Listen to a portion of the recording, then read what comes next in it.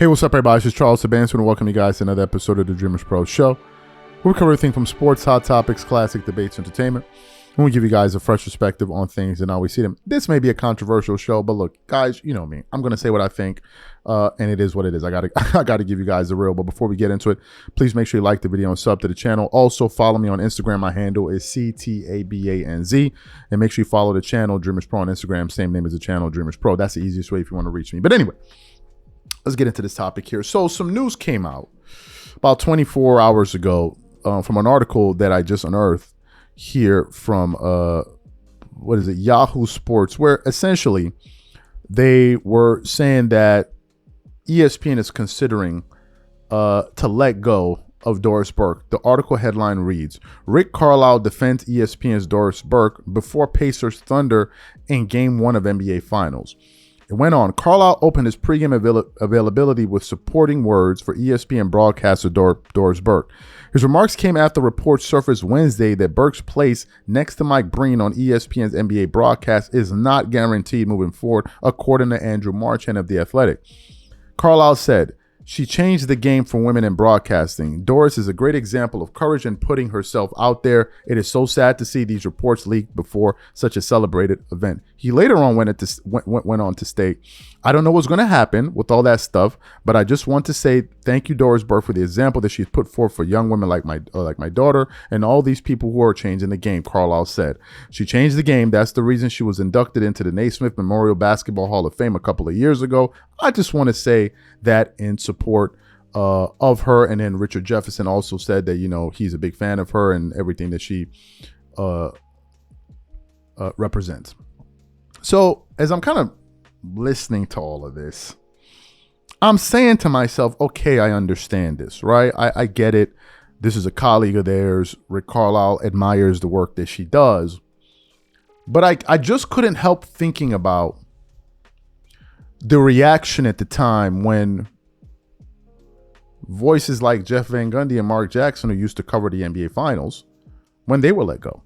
I didn't see this public outpouring of tears and support and, the example that Mark Jackson and Jeff Van Gundy put forward for young men looking to come up and become broadcasters. And all. I didn't see any of this, right? And a lot of it just seems, personally, if I'm being honest with you, a lot of it is just cringy to me, right?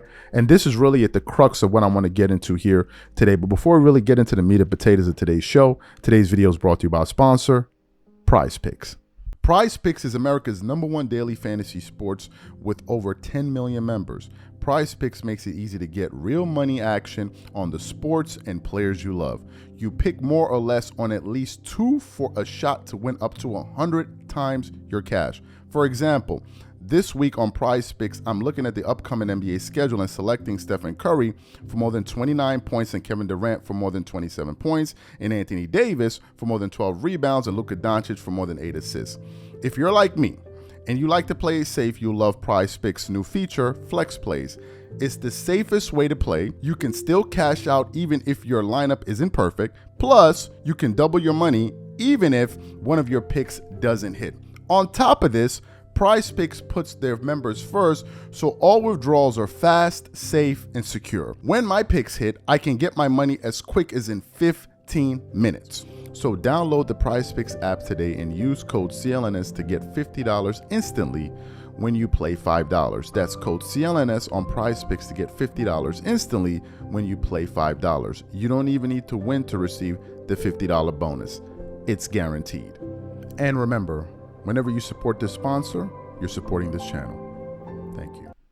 Okay, so look, I just want to give you guys, for those of you who don't remember, let me read an article from when that news first came out in 2023. It says, Mike Breen sad and stunned over Jeff Van Gundy, Mark Jackson, ESPN firing. It says, Mike Breen called 15 NBA Finals with Jeff Van Gundy and Mark Jackson. The three announcers were synonymous with sports' biggest event, but ESPN decided to put an end to that broadcast team, and the network fired Jeff Van Gundy in late June and Mark Jackson on Monday. That left Breen stunned and disappointed. It is sad because we were really... we thought we had really something special, and we were able to do it a lot longer than anybody ever did, Breen told the Post. It's something we all treasure, but we just wish it was a bit longer. Now, here's what's interesting about that firing. It had nothing to do with performance. What we heard was that the NBA or Adam Silver gave a nudge to the head of the boss at ESPN or Disney that, look, this guy's a little bit too critical of the game. We got to get rid of him, right? So he was gone, and then they were going through some cord cutting.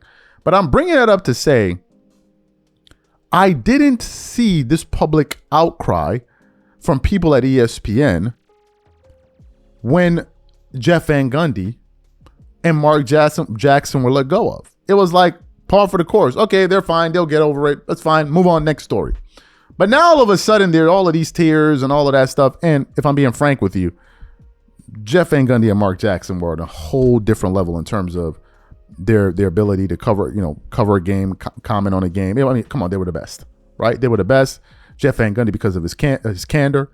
Mark Jackson because of some of his sayings, of course, his expertise as a former NBA player, and they were just a perfect tandem with Mike Breen in the middle. So as I'm saying this, I'm saying to myself, look, man, this is a little bit too much, and I want to get into a larger conversation, okay? Because this is becoming ridiculous. I think that the culture in the States has gone out of hand, right?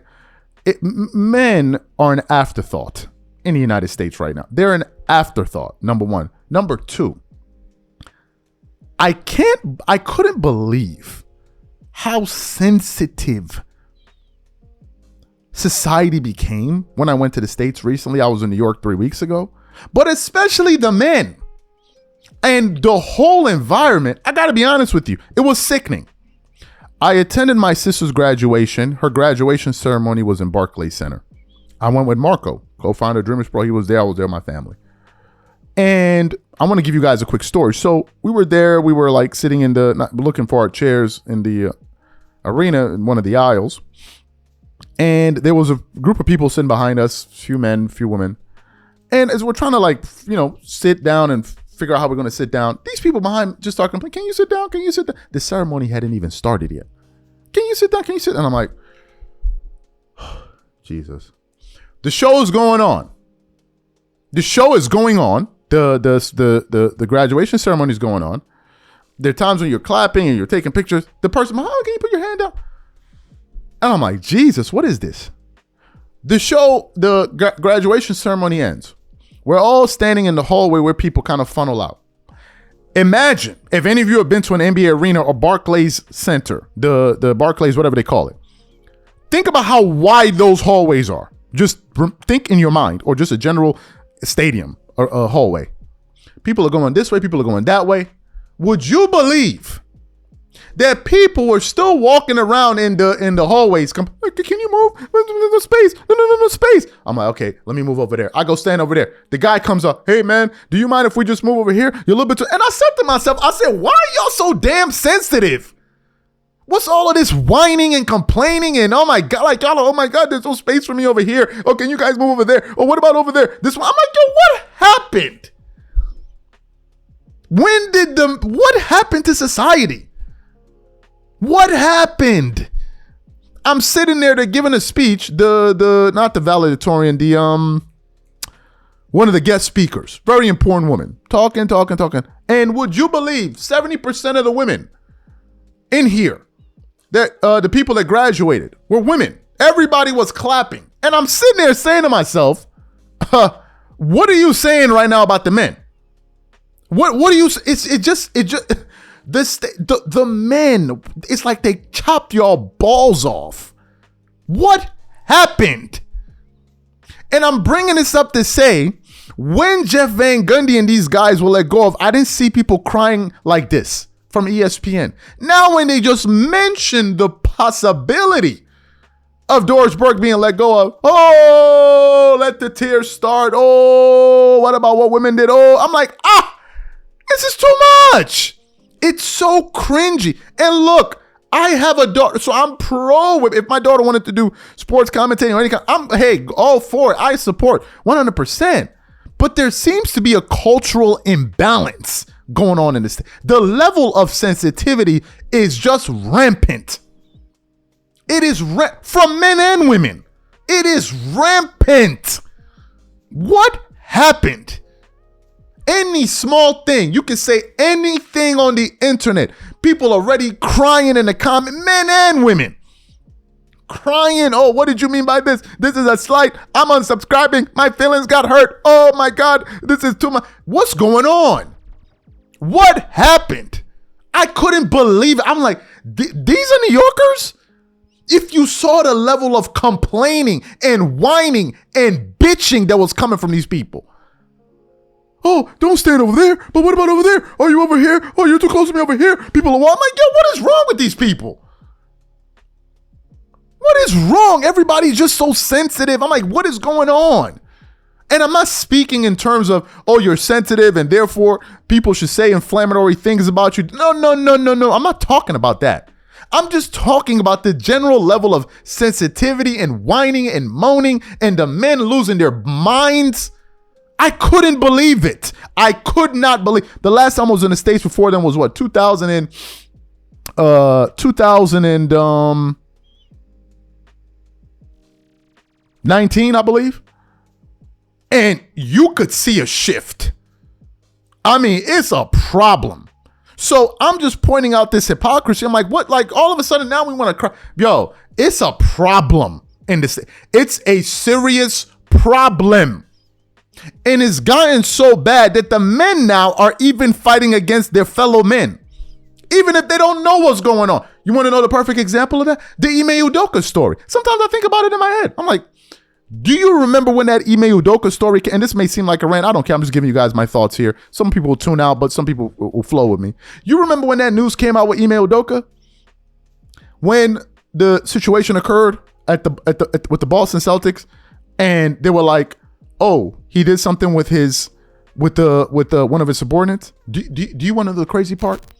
The men, forget about the women, because the women are going to do it, especially American women. They're going to do it. They're going to throw men under the bus in a hot second. Some of them will have sons. They don't even remember the fact that, oh my God, I'm so anti-man. One day my son will have to go out in the world and deal with crazy ass people like me who are ready to persecute men for even breathing air. But I'll leave it to you women that love to do that. Y'all are so, I hate men, until it happens to your son or your nephew or your brother or your father. Then all of a sudden, because let me guess, all the men in the world are trash except your son, your father, your brother, your nephew. Oh, they're good, right? Y'all keep up the nonsense. But what I'm speaking to is the men even at that point.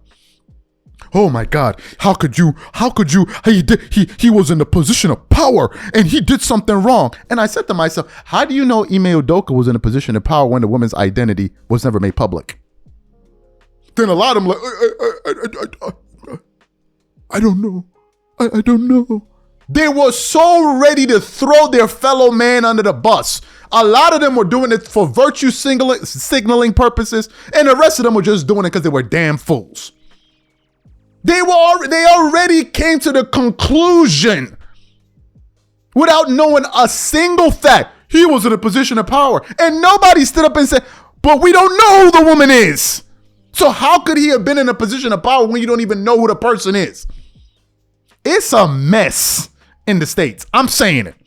I'm calling, and you know what? You can see the contrast when you live in other parts of the world and then you look at what's happening in the States. You can see the contrast. It's too much. Oh, don't touch me. Please, there's space there. What about this there? What did he mean there? Can you move there? I'm like, what happened? God, this is New York City, baby. People can walk through I'm dropping things. People can walk through the streets full of people. Now all of a sudden, wait, so close to me. We can go over there. A damn shame. These are my thoughts. We catch you on the next show and I'm out, man. Peace.